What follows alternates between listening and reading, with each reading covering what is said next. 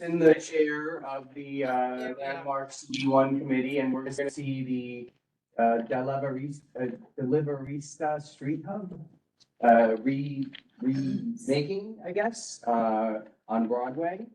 And we hear everybody online. Thank you. I hear a lot of familiar voices, some sweet, sweet voices on there. We're still waiting for Parks, I guess, to kick this off. In the elevator, so. Okay, so we're gonna just wait one last minute, and then I'm gonna just kick it off. I see you get right to the point in your presentation. I like it. We don't want to hear much about the history of sidewalks in general or any of this. We just want to get to, are you presenting to the Landmarks Commission? Yeah. For a certificate of appropriateness? Yes, that's correct. And is it because this shed is somehow a landmark, or because it's in the landmark district, or because the park is listed landmark, or it's a vista? Because it is in the historic district and it's a visible alteration. So that's Are you going to any other places besides landmarks, us, and Department of Transportation? just landmarks and And Parks is the applicant. yes. All right, is that Parks? Yes, hi, apologies. I No. thought for some reason this was the north building. And I- Don't worry about it. Don't worry about it. Just get right at it. We want to hear about this in like 15-minute kind of thing. And like talk about the footprint and talk about what's going to be happening there and how you're going to activate it and how it's going to be appropriate in a landmark special district like ours. And then we're going to chat, and then we're going to let people online chat and, hopefully wrap it up. Okay, absolutely. So hi, thank you everyone for having me. It's nice to meet all of you. My name is David Cerrone. I'm the Assistant Commissioner for Business Development and Special Events here at Parks. Really excited to talk to you today about the project with the Workers' Justice Project, Los Deliveristas Unidos, Parks, also working with DOT to create a really first of its kind hub that's for delivery app workers. This is a federally funded project to the amount of $1 million from Senator Schumer. This is something that the city is fully supportive of. In fact, some of you may remember in the fall of 2022, Senator Schumer, Mayor Adams, representatives from WJP and LDU, and Parks and DOT and others were so proud to announce this, and we did this at the City Hall Park newsstand. There's a few main purposes for this project. One of those is to provide a refuse, an area of rest for the delivery workers in this neighborhood that are serving thousands of homes, thousands of people, bringing them breakfast, bringing them dinner, really trying to help people and add that convenience. And these are women and men who are working hours on end in all sorts of weather, whether it's cold, whether it's hot, whether it's smog, working dozens of hours a day. And as the world has changed and we've kind of gotten advanced in technology with delivery apps, the people that used to be employed in each one of these different food service establishments, now they do it through Uber Eats, they do it through a delivery app, and they don't have a centralized location. So this is something that's really important to be able to give them a small place to periodically rest. Another part of that is to provide safe charging for their batteries. And that's something that we're able to do through this hub. Our partners in WJP and Festival Design will walk you through some of that. And then to provide services not only to deliveries, but also to the public as well, because this is a place they can charge a battery, charge a device, it's a place where they can go for bike repair, things of that nature, and also for educational services for WJP, for delivery workers, so they know their rights in an area of the economy that's still evolving, and there's a lot more to do to help that segment of the economy make sure that they are treated fairly. So why are we doing this at City Hall Park?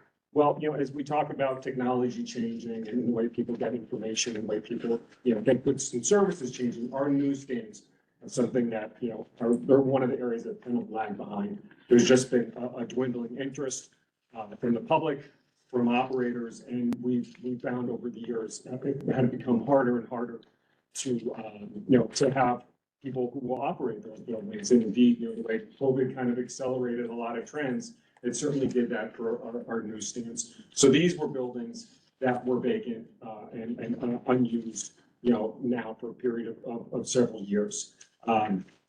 So we wanted to find an alternative use, and indeed, we believe we have found that in this work with WJP and LDU.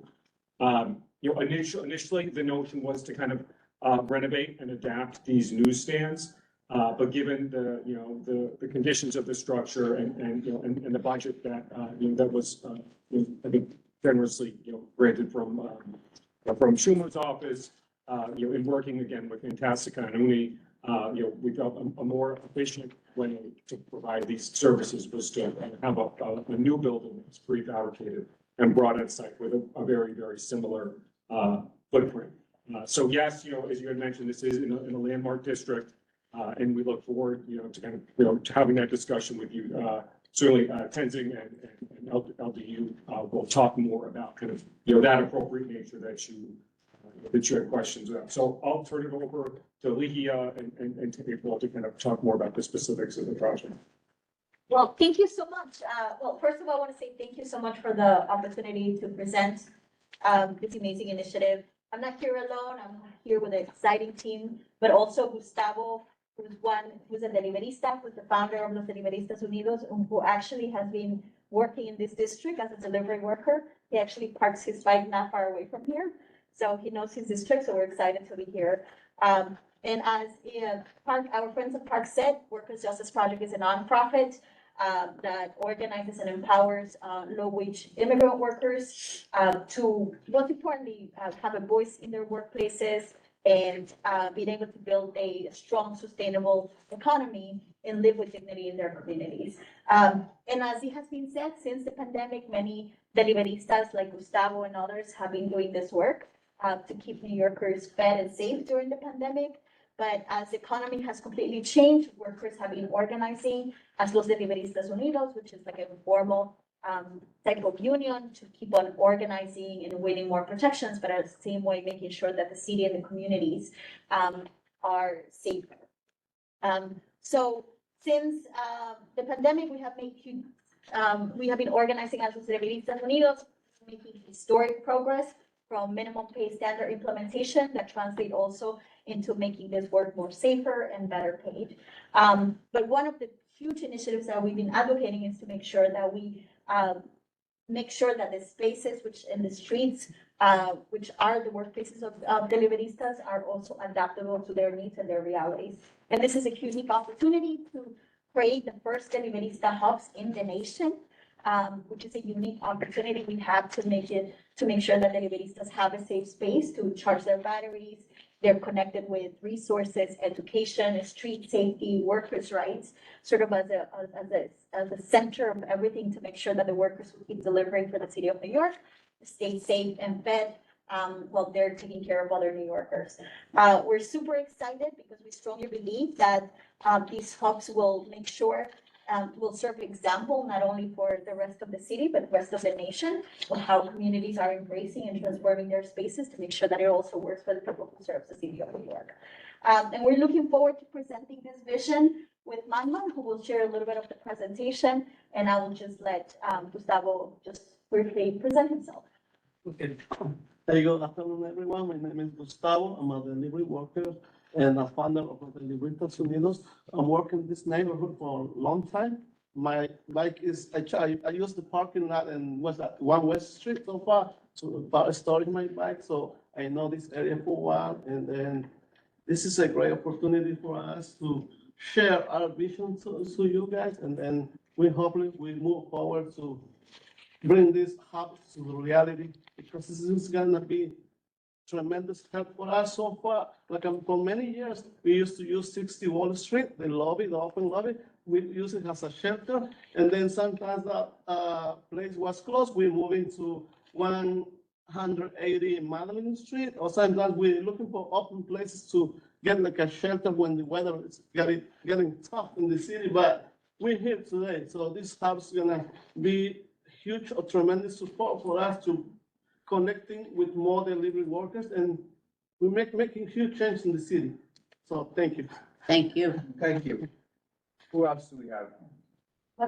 Ma'am, we're fantastic. I'm gonna walk you guys through Through the the. deck. Okay, Yeah. great. All right, so, let's get the deck up on the screen. And, I had a chance to look through it. I think, please just show us where it's located for everybody here. And, then let's dig into the shape and the overall dimensions. Thank you so much. So, slide number 2 shows the designated landmark in the historic district. As many of you know, the proposed structure is on Broadway between Murray Street and Park Place. You can see the map here on this slide. If we turn to slide number 3, you see a photographic sort of like survey of the pre-existing structure and its condition. As David mentioned, we did look into the feasibility of an adapt and reuse approach, which was deemed unfeasible from a cost perspective, not from a time perspective. In the process, we did learn that this is in fact a prefabricated structure as well that was built and installed in the 80s.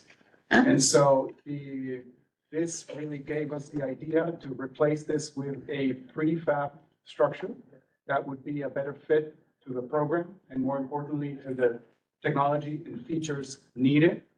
However, the plan is to reuse the existing electrical connection that is metered and the existing concession agreement. If we turn to I slide want to number- clarify, 1980s, correct? Yeah. All right. So if we turn to slide number 4, this is a volumetric comparison of the existing structure and the proposed structure. Now, the proposed structure, it will be slightly bigger. It is 3 feet wider and 5 feet longer. The height is pretty much the same between both structures. Now, what's important to note, if we turn to the next slide, we look at the footprint comparison. The existing concrete slab that is on site today is bigger than the new stem. And so our intent is to use that concrete slab and basically put the new prefabricated structure. This means that the front of the new structure will be pretty much aligned with where it is today, given that we take up the space behind the existing newsstand. If we now turn to the next slide, the site plan, I'm going to talk a little bit about the programmatic use of the new structure. It is a modular structure composed of 3 sections. One section for information, think of it as a small office. One section for charging, this is for battery charging, cell phone charging, but also to recharge yourself if you need to like find a place to sit and rest for a little bit. Any community member can walk in here and take a breath, take a moment. And a bike repair module or bike tune-ups or any sort of like repair. The back of the hub, it's where all the technology and the features and the systems that I will explain further down in the presentation are, and that's the back of the hub facing Broadway. Additionally, there will be a no parking access zone adjacent to the hub, as well as new on-site furnishing in the form of bike parking adjacent to the hub. These will be new city rack, the small hoops, and a second cluster a little bit further south so that there is new bike parking on the sidewalk. Next slide. On the 3D, we have a couple of views here from City Hall Park, as well as an elevation from the sidewalk so that you can see it in volume. And the next slide shows it from the street view. So you can see the back of the hub, the new bike racks, and the access zone.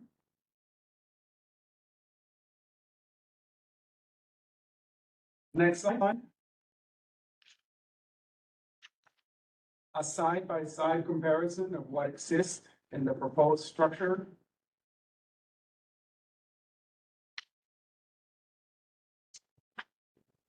Next slide. Okay, next one. You see the back with the access zone. Mm-hmm. Now I'm going to talk, slide number 11. I'm going to talk a little bit about the materials and the finishes. The structure is a modular prefabricated structure. It's all aluminum, powder coated frame. It has it's flanked on 3 sides by tempered glass. It has sliding tempered glass on the north and south and roll-up tempered glass doors on the east side. It has a skin of perforated aluminum that is powder coated and has an anti-graffiti film on it, on the back and the crown element or the roof elements, as well as insulated aluminum panels on the roof and a floating platform, fiberglass grating platform. Next slide. Now we'll talk a little bit about the systems and the features. All tempered glass doors are automatic. They are controlled by an access control panel. This is for staff members only.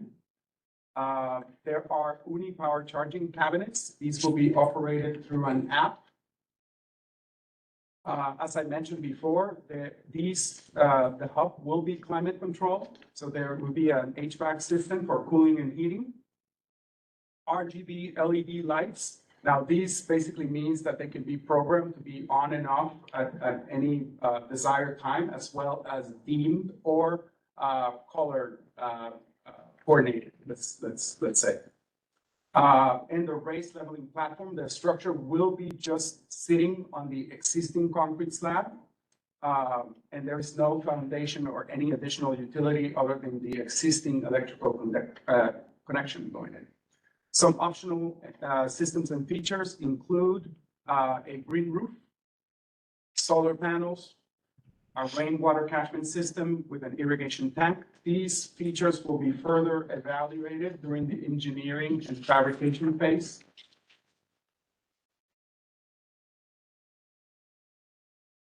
That concludes the design presentation. A little bit about Fantastica. Some of our most relevant past projects include the first DOT temporary plaza design in the Pearl Street Triangle in Dumbo, Brooklyn. Next slide, right? Some of these are yours. Yes. Great. That's okay. I'm on it. Go. You got it. The citywide standard design for DOT's Street Seats program. An outdoor dining modular system design launched as part of Times Square's Design Lab at the height of the pandemic. Fantastica is proud to be an MWBE. Next slide. Similar past projects from a scale and sort of like a prefab manufactured structure. The most relevant past project is the new generation of the Unipods that can be found in Manhattan and Jersey City. We have one at the Port Authority bus terminal and another one at the Holland Tunnel, the entrance to the Holland Tunnel, plus a couple more in Jersey City, New Jersey. That concludes my presentation. Now I'm going to turn it over to my colleague Tenzin to give a few remarks on, Thank you for the opportunity. My name is Tenzin Chansang. I am the preservation consultant and the consultant also for City Capital and for capital project on this one. I work with nonprofits that do any kind of capital projects and I consult with them. That's what I do right now. But my background, I used to be at the Landmarks Commission for over almost a decade. Restored over 100 and something, 100+ houses. I used to handle pretty much all the churches and synagogues when I was at the commission. So that said, with this project, it's very interesting to note that it touches almost like a lot of urban fabric. And however, we have to review for landmarks, what are the issues on this particular project. So let me bring that. This particular kiosk was placed in the site in the 80s, whereas the individual landmark, City Hall, was landmarked in the 60s. So this is a later addition to an existing landmark building. It also, what also happened was the district, the African Burial Ground and Commons Historic District was designated in the 90s. So this particular structure was erected in the 80s prior to the designation of the district. So it's got both, it's on the sidewalk and it's right in the individual landmark as well as the historic district. So getting into the issues, this metal prefab structure is not a historic structure, but a modern replica. It was installed in the 80s when print media was very popular and newspapers had a high circulation, a phenomenon that continued into the early 2000s. As readership became more declined and newsstands became obsolete, no longer commercially viable and shut down, the size and new designs of these newsstands did not lend themselves easily for other uses. City Hall and City Hall Park has a rich documented history of changes. I've kind of listed it down, all the various periods when a lot of changes did happen. It was in the 1600s a pasture, then a prison, a parade ground, African burial ground, a public execution site, an arms house, an art museum, and also a post office. So there's been always a change of use that happens, and then every time that use becomes obsolete, these structures were demolished to give way to something new, right? So there's always been a kind of like a change that the site has seen a lot of changes, and it's part of the history of that site. So given that a newsstand is not original to the landmark and the historic district and was installed after the site was landmarked as an individual landmark, the structure is not called out in the designation report as contributing to the significant historic or architectural qualities for which the site was designated as an individual landmark and as part of also the African Burial Ground and Common Historic District. Its removal will not result in the loss of any significant historic architectural fabric, that the deteriorated condition of the structure owing to years of disuse and neglect, that the structure requires extensive work going beyond minor repairs to cost-inhibited replacement and restoration, that the unique size and shape of the structure does not lend well to other uses, making adaptive reuse of the structure uneconomic and commercially unfeasible. The removal of the structure is what is warranted. We feel that that this structure can be removed. However, with the installation, what we also see is that every time there is a certain need for a certain kind of structure, there's the structures that have been put have been what the general public want to use, right? So we feel that there is that the installation of this modern glass, metal and glass kiosk, but by the to charge batteries, there is a precedence for that at the site because there's already the newsstands that are already there. There is a precedence to put something new in this location, and that the structure is will not result in the removal of any historic fabric. There is already a concrete slab that on which this particular new kiosk is going to be put. So the installation of this kiosk is not going to result in the damage of any historic fabric. Any kind of bluestone sidewalk flags that are there, they're not going to be displacing any of that as well. So there's not going to be any damage to any of this. What in this map we wanted to show was that the gray side shaded portion is what was the result of extensive excavations during the construction of the subway lines.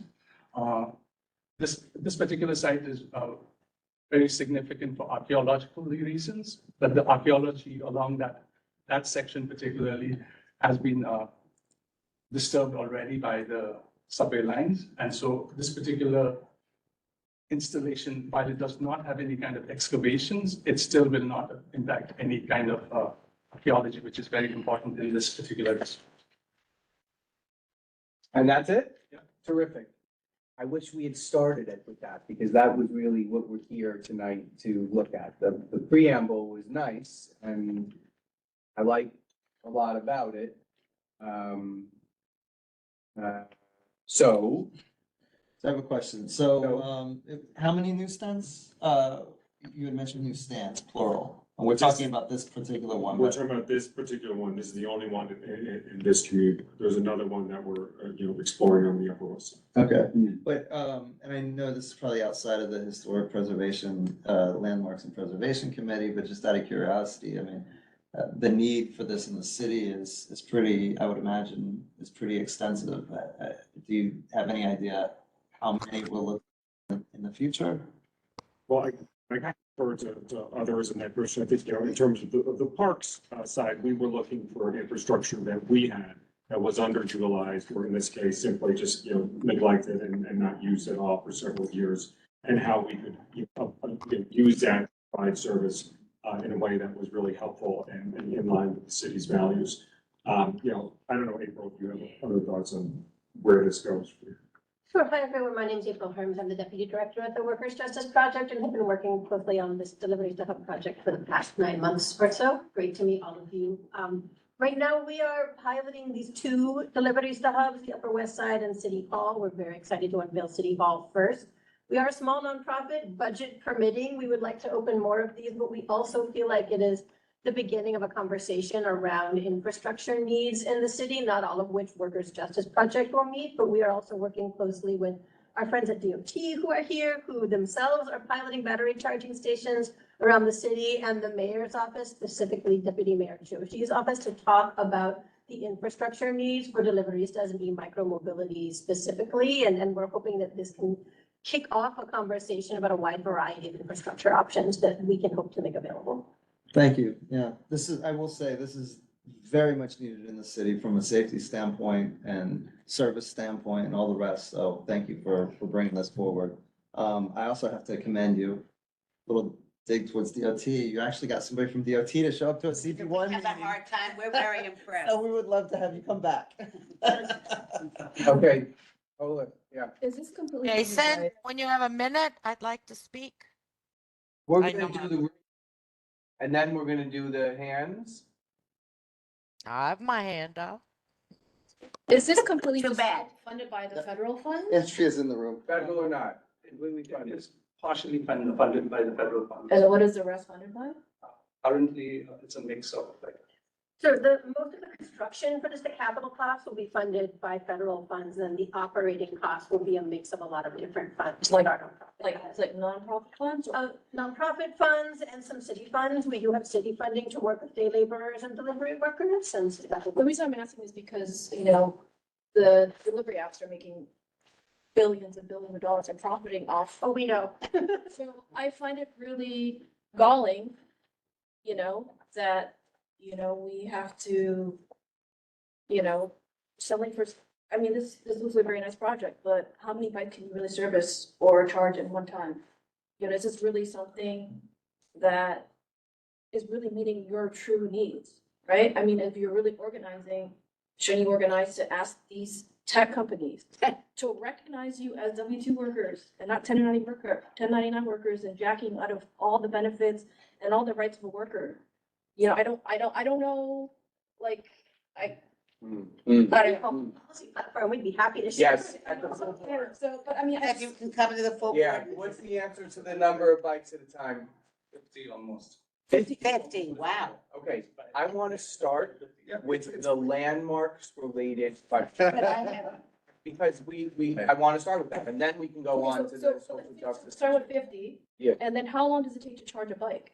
How long does it take? It's 50 batteries, right, Okay. simultaneously being charged, And how long does it take to charge it? average 4 to 6 hours. So the bikes don't have to stay there. Yeah, they don't have to probably charge, we got In the that. cabinet, swap in their spare batteries. And they take their battery. Yeah, right, yeah. And then, is there like a line to like, sign That up? happens through the app. So the app, so you sign up So and then, it'll give you, I'm sorry, I didn't get your name. Andrew, sorry. And it'll shoot you a notification saying your battery's ready. Okay, and then you like pay a fee to the app, or how does it work, or? We are still exploring that. We would love to make it as low cost as possible. And again, we'll be funding permitting, especially for the cost of electricity. Right. But our plan is to make this as low cost as possible, not just for deliveries to us, but for the general public. And I did also want to mention, because I'm not sure it was any part of the presentation, these will be staffed during peak delivery hours. Oh, that's So that- Very smart. That Thank was you my for saying question. that.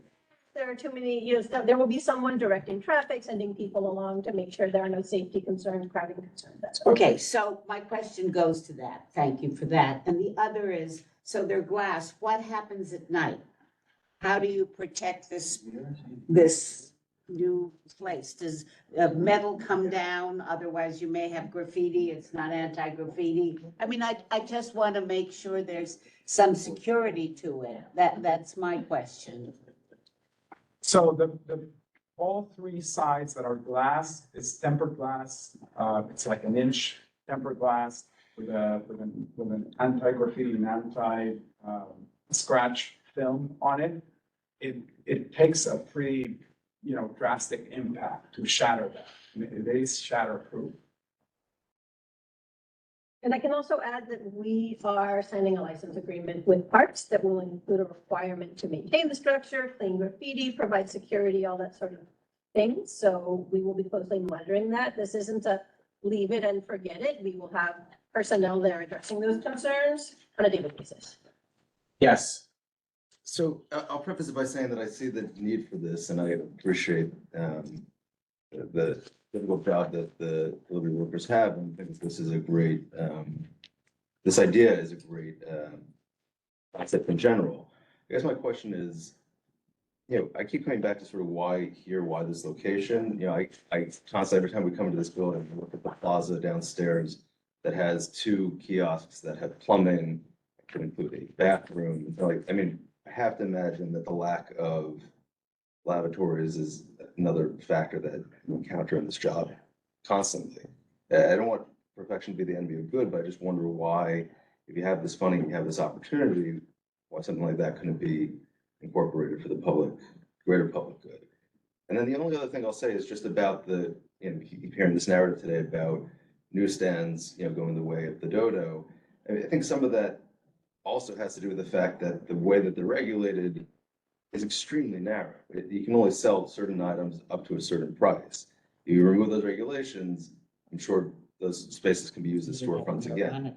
And so, I recognize it's a little beyond the scale, but I'm also looking at the questions and comments that have come up at the full board meeting. And it's not really a question in there, but I guess why here? Why this particular? Well, I'll start with it. I think, we talked a little bit about it. This was an underutilized structure. We have tried a variety of different ways, as long as it, has to be, a parks use, so you're not gonna be able to open up, Citibank there.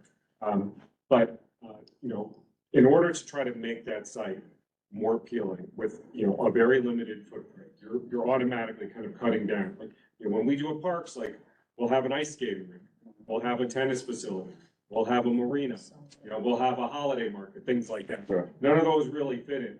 What we do have is we like do things like snack bars, but then you have to follow DOHMH rules. So you need to have a connection to water and to sewer. To do that is hundreds and hundreds of thousands of dollars, extraordinarily expensive. Again, for a place where there's gonna be competition, across the street. When you look north, south, wherever you're going, you're competing in this very small footprint. And so it's been very hard to attract a small business, because that's what we get, that has those kind of funds to do this project. And as a result, it had been vacant. And, even, I don't want to speak for WJP, so April or Lehia or others should, add or correct me, but even with $1 million, they're really having to stretch that far. And as you mentioned, asking about the funding, now you've got to take other funding from the city, you have to take, funding that the nonprofit has to try and just get this pilot to start this conversation about how this would work and how it could serve people. And it had connections to utilities. So, for us, those are all the It reasons. could be why. used as retail still, if there were, broader retail without, such a narrow restriction on what could be sold in these newsstands. Well, the restrictions exist because it is parkland. So it has to be a parks appropriate use. So it's never gonna be the same kind of space that it would be if it were in a private. But I guess my question then is, what's the parks connection to the, I mean, I see the value in this, I'm not saying that I don't, but what is, that I don't see, what's the parks oriented component of this? The parks appropriate use. Yeah. I mean, there are, a lot of people who bike in and through parks who will like, and when I talk to people about, services, like one of the things I hear a lot about is bike repair. So that's something that, consistently, like we try to find areas where that can be done.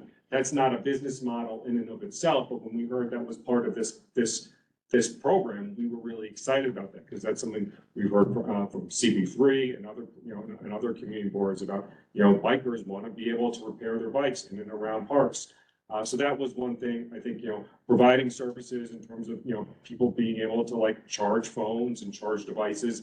How many times you've been walking through like a park and you see someone jerry-rigged a light pole and they're charging their iPhone or something like that? This helps address some of those needs, and and that we thought was welcome. And we've also spoken to our general counsel. We've also spoken to the city's law department, so we know that this kind of meets both the practical and also the legal thresholds that you need to do to be able to have something that's parks appropriate. Okay, any more? I want to hear a comment. I want to know that the comments are done about the look of this. Okay, thing. fine, sure. Yeah, I want to know that. I mean, so yes, the existing structure was built in the eighties, but there was an attempt in building that to at least have it be appropriate to the historic district and, and the elements around it, the similarities in the fence, things like that.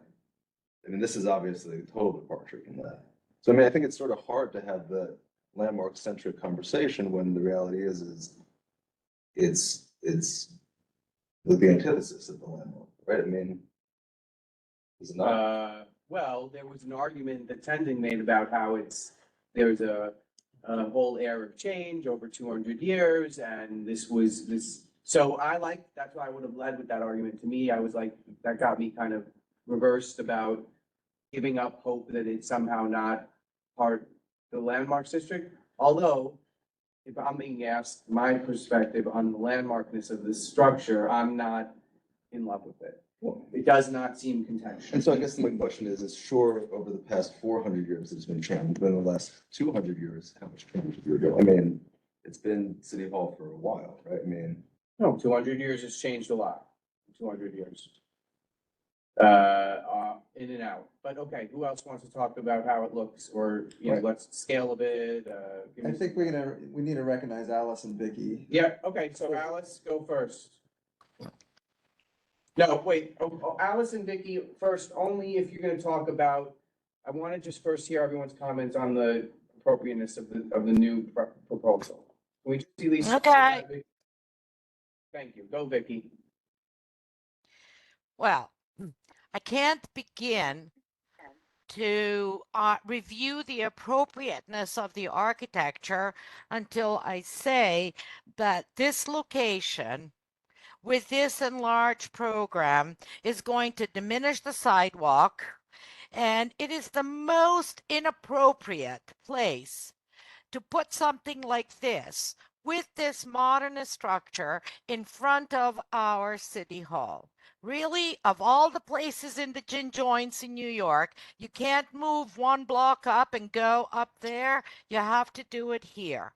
It is not conducive or appropriate design to be in front of our city hall. I'm sorry. Even if you put a temple, I'm not going to support this, but it is an inappropriate structure for an inappropriate place. I'm a definite no. Okay, Alice, can you talk about it, and then Vicky will go back to you on the other aspects of it. Alice, can you start with your ramble about how you like it or don't like it? I don't know that I like to be considered a rambler, but I would, no, I'm teasing. I'm happy to have people that are on your committee opine before me. I'm not there, obviously, I can't see what's going on, so don't. We're all done. We're Oh, all done. okay, okay, then in that case, I do. I have one question. I'm happy to address what you're addressing. A couple of things. I just have one question, if I can ask the applicants. The 5 pilots that are now being circulated around the charging pilot program of the mayor, how does this fit into that program? Can you kind of let us know what those 2 things are? So I think people are aware that there is this pilot program for charging stations. They're much smaller. They look like small lockers or bike stands. Why are we not considering that for this site? And that's the one question, and then I'll make a couple of comments. Is the mayor's office here? Is that something that the mayor's office would need to answer, Alice? Because maybe no one here knows about it. I will Chair, just. Mayor's office. I'm Ed Pinkar. I'm the Manhattan Borough Commissioner for DOT. I've been in this room many times. Thank you. Alice, we have Matt here. And I go where Betty tells me to go. Okay, great. Although I will say that DOT is excited to be working on multiple fronts to try to really respond to the growing number of deliveries and micromobility in general throughout the city. So it's a multi-pronged approach. We've started with a pilot by Cooper Square and CB3 at Plaza de las Americas up on 175th Street. We're going to see how those go, and DOT may be looking to expand more of that in the future. This is just a separate effort focused on Parkland, and that's how they settled on this site. Alice, does that answer your question? It does indeed, and I would recommend that before, the final vote at the full board, that people become familiar with these charging pilot program, because in fact, what it does offer, and I'm glad to know it's in tandem with other projects, including your own, is that this is a very small footprint, and it's basically a locker with batteries in it. And I would argue, gee, why wouldn't you just adaptively reuse something that we should be doing a lot more in the city for lots of reasons, the city hall structure that's there, and put one of these very, battery lockers, or several, frankly, inside that. So I would want more information on that before we jump into tearing something down and building something new. I also just would ask that everyone make sure that, I assume everyone did, but there is a letter from none other than the Landmarks Conservancy, Peg Green, the head of that I think identifies reasons that we should really maybe not say that this is the perfect spot for this. Yeah? Can I talk on that one, Alice, and then you'll go on after? Do whatever you like. The Landmarks Conservancy hated it. They don't like it. They don't like it at all. It's a very short letter about how they don't like it. I'll find it. I think I took it. Alice, go on about your next point that you want to make. Well, the point is you have preservation groups who are not-for-profits responsible for helping us evaluate what is and isn't appropriate in a historic district. And you have the head of this organization feeling it's not. And so I would just advise everyone to review that. And one of her points that resonated with me was, it's in the packet that Lucy sent around, that the one-size-fits-all approach of this program, you see some of its disadvantages in this location.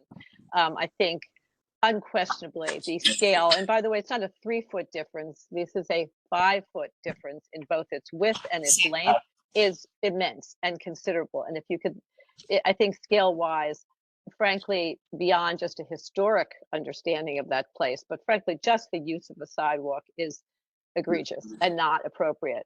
So I just want to sort of highlight some of the things that were in the packet that I just want to make sure people knew. And lastly, I don't think we should rush into these sorts of things. I think we see very clearly with the 5G towers, right? These internet towers that have cropped up here and there. The city is now rolling that back. They believe that those are in fact wildly inappropriate, and that people's reactions early on was, don't think this is a good idea. These aren't too handsome. There's a lot of pushback, and only now, after a few have been installed, people are reconsidering. So I think we just need to be very careful with a lot of these new initiatives before we sign on. And I think the pilot idea is a good one before we start to add permanence to it, particularly in front of City Hall. And those are my comments, and thanks very much, Jason. Okay, Alice, I'm not gonna read in all the other stuff that you and Tammy and Betty we have here. Betty, I hope you're gonna say something. You came this way to talk, to see us.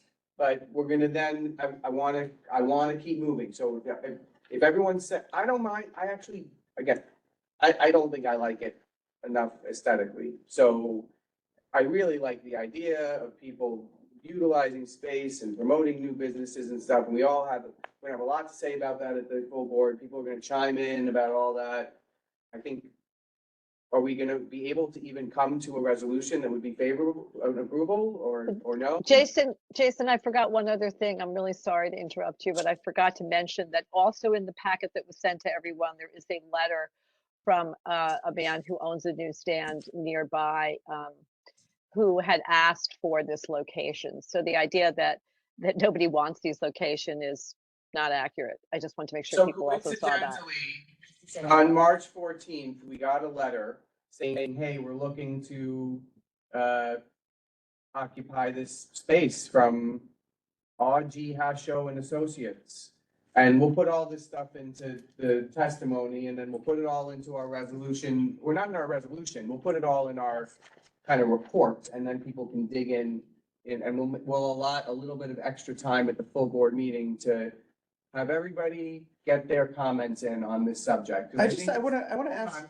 I think it's bigger than us seven, Oh, absolutely. people, so I don't wanna try to and it's not fair to them or any of these great people that came. Yep. So, but Alice, I want to ask, I mean, this letter from the New York Landmarks Conservancy says that they feel compelled to comment because approving the design would set a precedent for other historic districts. But they don't say what the precedent is. I mean, what precedent would this be? That a modern structure is not appropriate or is appropriate in a historic district?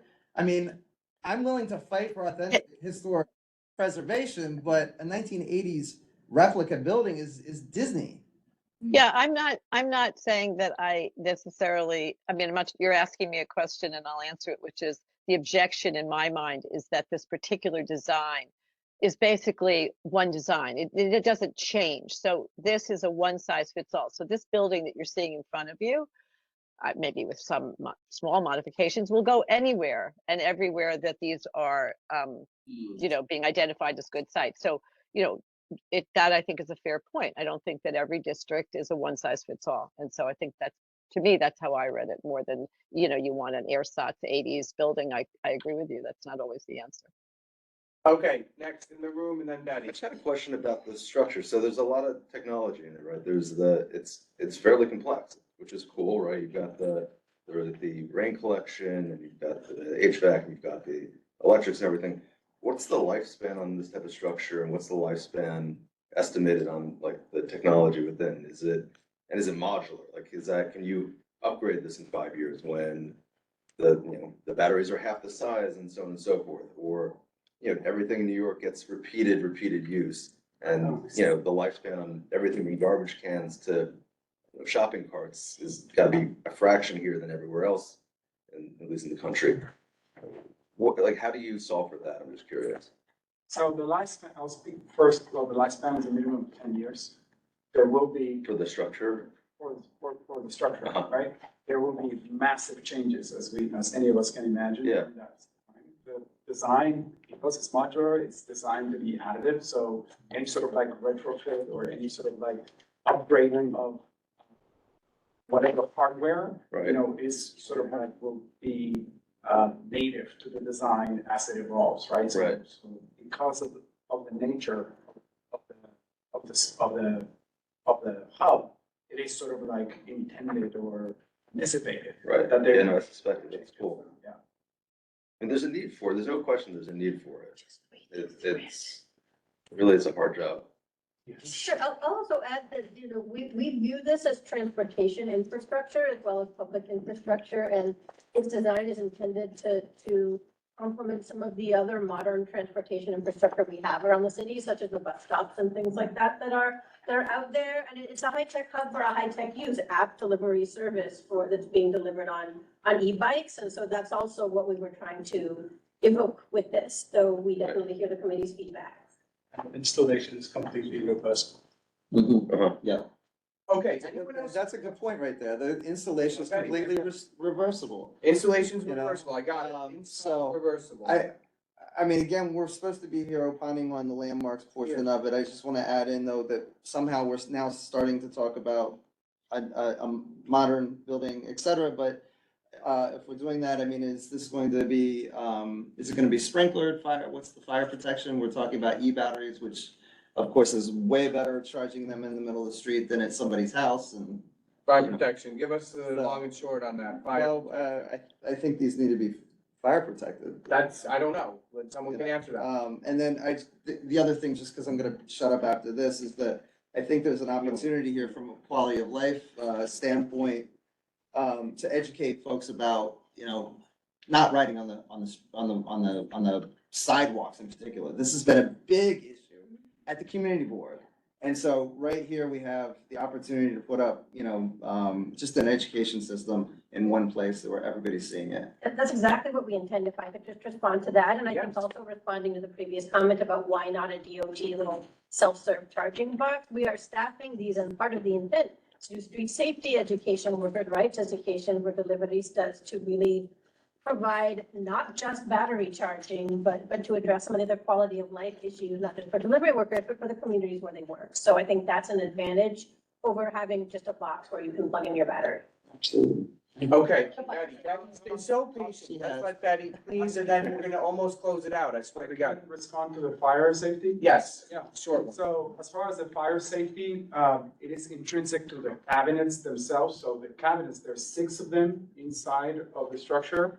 They are from a technical standpoint, similar to some of the ones that are part of the DOT's pilot, in the sense that it's an off-the-shelf product manufactured by a manufacturer in China that was customized to the needs of delivery workers here in New York City. Now, those have a series of built-in systems that mitigate and prevent fires from happening.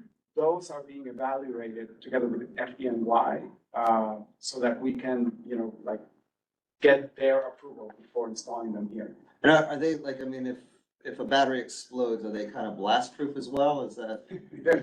No, I mean. They're No. The blast proof, and they're designed to have some sort of an extinguisher feature. Right. Most importantly, you know, monitoring any battery that is in there in real time, so that if there's any sort of like funky, you know, thing happening with the battery itself, it shuts the power to that battery. I mean, most of these fires are being driven by, you know, the fact that you forget about the battery, and Are these being charged overnight? they're charged, you know, 24/7. Right, but that's not being monitored, right? Yes, because the cabinets themselves have a computer inside that's monitoring Got it. the batteries and sending notifications to the operator every 30 seconds. So that you constantly have the batteries on their. Betty, say something about the landmarks part and then the next part you want to talk about. You used to be on landmarks for a hot minute. You missed it. Exactly. Point is, yeah, actually, if you're looking out away from the park, I'm not so sure the aesthetics don't match with the area along Broadway. It's just a matter of where you're facing. If you're facing, That's interesting. if you turn the other way and look at the other side of Broadway, I'm not so sure it's out of context a whole lot.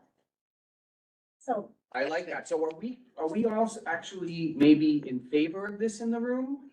Versus writing a disapproval based on the way it looks? I think, I keep. We're not in Sorry. agreement.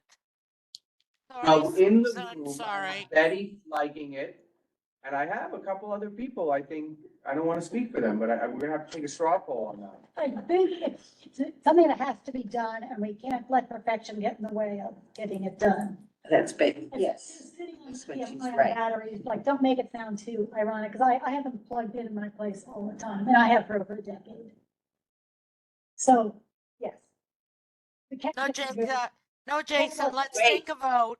I'm definitely against this. Betty's gonna finish off, and then we're gonna get to the vote. Trying to say something too. It's Susan too, we're gonna finish it off. I'm helping with the education. Jason, I'm against this. I'd like to. Okay, Vicky's against it. I hope there's also some looking at the batteries being charged in during the operational hours to educate people about, whoa, that's probably a battery you want to replace. That's because that's, yeah, I watch what I let plug in my place. That's a great point. City on the battery exchange programs that are being contemplated. You actually have to register with the app and register the type of battery you're going to be charging before you're allowed to charge it and that sort of thing. We are taking every precaution we possibly can because nobody wants battery fires. Well, and that's, I want them to see a lot of the values that come from this. Are they also, I'm sorry, I didn't mean- Jason? So, 1 second, okay. so I care about the education, that's good. I'm glad about the batteries. People are getting a little too paranoid about them. I think that I want to know from the DOT a little bit of a plan for how bikes are going to get there. That's probably my biggest concern coming out of transportation. That there's some kind of plan for, there aren't a lot of bike lanes or any other kinds of infrastructure there for the people coming and arriving. So I think there needs to be at least some thought to it. So I'm not saying I'm opposed to it, but it'd be a what, if. Could you guys give us a diagram of this? I mean, you have great slides. Could you add a slide? I really think you gotta come to the full board meeting, because I don't think everybody in our board is gonna feel so overwhelmingly in love with this on many levels. We started off with the non-landmarks level, and then we circling back there almost. Now Betty's asking about, connectivity. On Broadway. Yeah, I get it.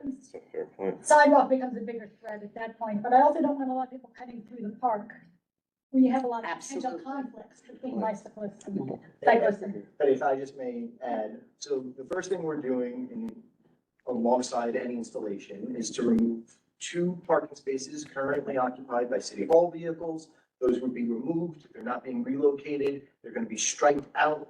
We're creating a safe access zone for the bikes to enter into the sidewalk, by dismounting and bringing it to the delivery stop hub.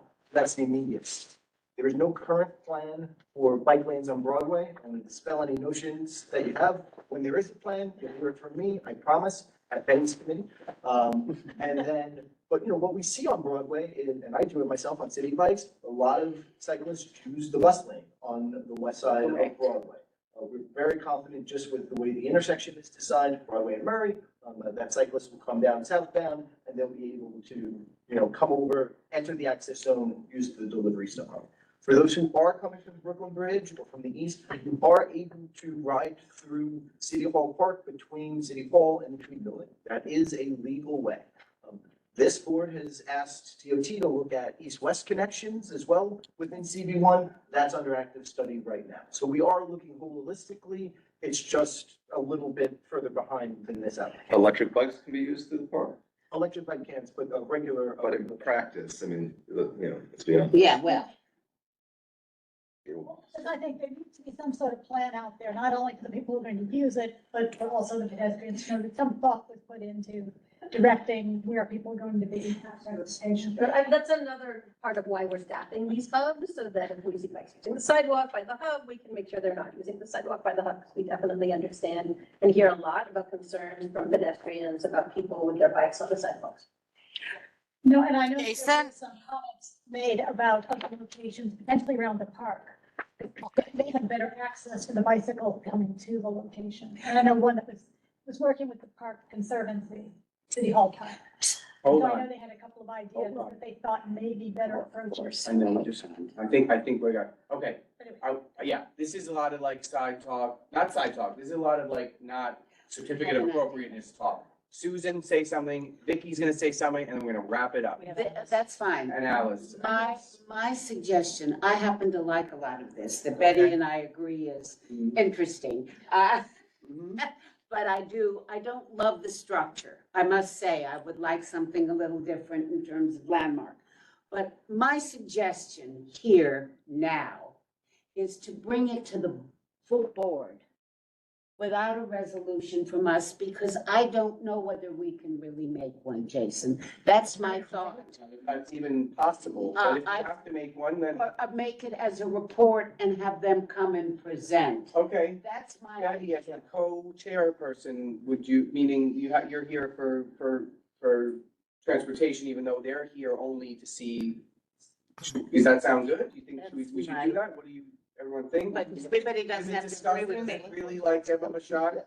to give 50 people, or roughly 35 people Well, a shot It's at in it? a landmark building and it's actually like helping in to a landmark, preserve, it's in the it's actually park. helping to preserve the landmark status. Let's let Betty finish, because I asked some. Okay, sorry, Betty. Yeah, that's the bullets of the various arguments for it. It may be better to go to full board only because I don't know that you can pass anything here tonight. Right, we won't, it doesn't sound like we will. So we could So- argue about it a little bit more, but that's kind of, doesn't make sense. We could limit debate at the full board and just like, those who Right. really have a say, want to say something could speak up. And that's it. Maybe more expedient. Yeah. okay. Don't you have a deadline, Jason, to go before landmarks, however, so that? We don't take deadlines. Deadlines are not relevant to us. The deadline couldn't be before our full board meeting. Well, they're relevant to the commission. Exactly. Sorry? Jason, it's Vicky. Yeah. Go, Vicky. Jason, I think we begin by denying this based on the location of the program. It's inappropriate. But our purview is to discuss the visual application here. It is inappropriate. It is the wrong style. It is the wrong location, and we must stick to that. And this is our area of expertise. So we do not go to the full board innocent and open. We have an opinion, and that's what we must show. Well, we don't necessarily have the same opinion, Vicky. But we can take a vote, Susan. Okay, so let's do a straw poll. I'm gonna be in the middle. I'm not voting on it. So we have a yes or a no for it. Susan. Susan, it's been just so ready. I'm You not forgot your name. gonna make a decision. Well, why? What are you I'm- waiting no, for? Okay, then I don't like it. I'll make a decision. I don't like it. All right, I Next. have much, We don't I'm much like more it. in favor of it. I'm much more Okay, in good. favor of it. Susan's in favor. 2 against, 1 for. I'm in favor and I have to find out whether I have to recuse myself or not. No, you don't have to But excuse yourself. Otherwise, come on. I would be in favor. Okay, so we're 2 and 2. I'm not in favor. Okay, 2, 3 and 3. I'm not committing. Okay. I'm not in favor, Jason. You're Jason, it's here. Vera. Yeah. Well, Vera is not in favor. Okay, so it's got a not in favor kind of tinge to it, and we can find a couple of great rationale. Certainly not in the activation, certainly not in the wanting to have successful pilot programs in our historic districts. But we've seen so many not be maybe, and so we're a Right. little bit weary about that. And everyone made a great presentation, and we got real experts here, so thank you. We're gonna write a disapproval.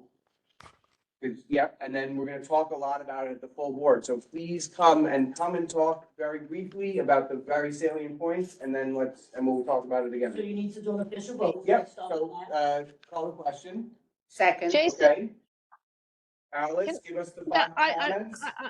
I just wanted to ask because I didn't realize Ed was in the room. I'm sorry. Is that Ed Pinkar? I can't see or hear very well. but- Yes. Yes, it is. Ed, He said hi, Ed. hello. He did, and now I was seeing him, I realized that. I just had a Yeah, question, Call not, the question. oh, sorry, I didn't want to get involved in the vote. I just wanted to ask one question before you concluded to Commissioner Pinker. Will, after we conclude. Okay, call the question. I second it. Okay. Second. All in favor of a negative resolution? Aye. Negative resolution? You're not, we got Jason. Uh-huh. I don't want to get it wrong. I got so many things wrong today.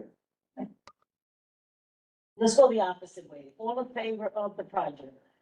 All in favor of the project? I'm in favor of the project. Okay, yes.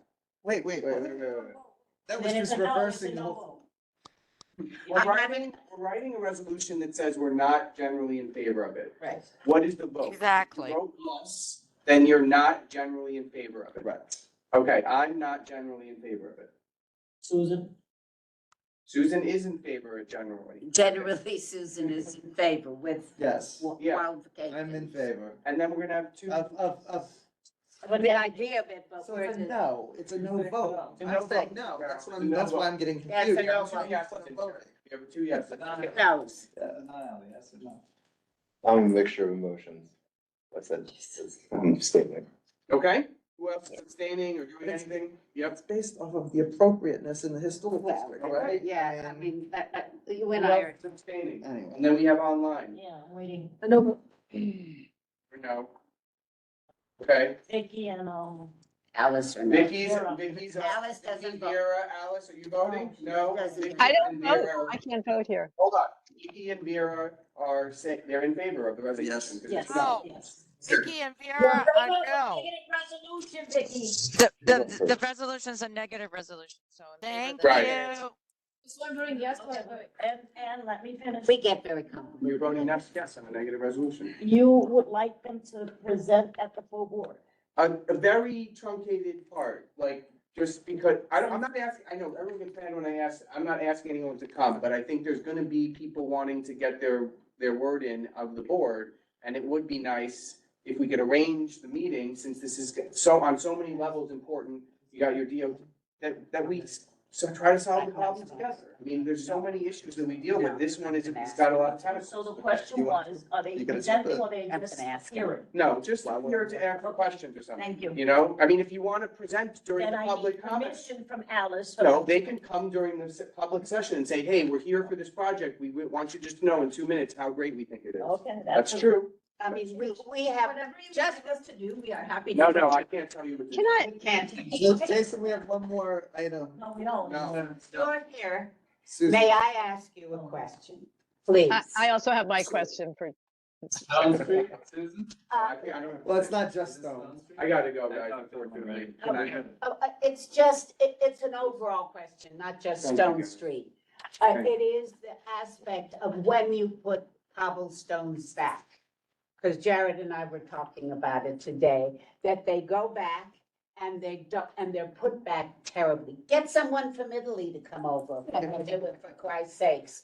I mean, really, it's just not, it's terrible, and I'm beside myself about Stone Street. Yes, but that's yes, all. yes, Susan. Yes, yes. I just found out about Stone Street an hour ago.